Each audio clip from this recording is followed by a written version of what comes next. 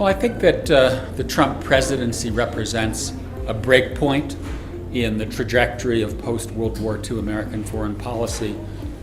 Trump was elected by a segment of the electorate that feels that it is on the losing end of globalization and what we call the liberal international order, and therefore they have to some extent elected a president who is going to get them out of what they see as a bad deal economically and geopolitically.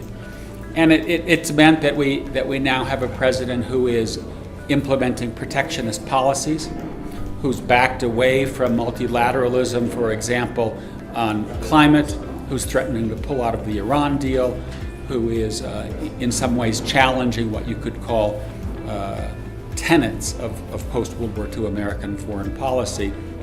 And that means that the order that the US and the Europeans with others built after World War II is under threat.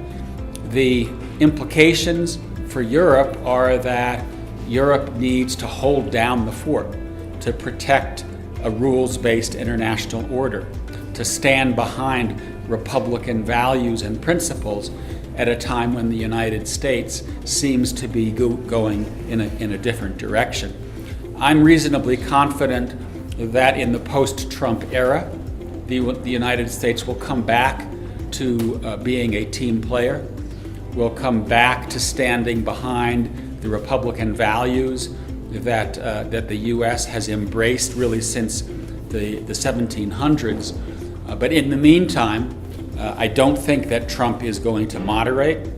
In fact, he may get worse as he heads toward the midterm election, and the poll numbers show that the Democrats are doing well.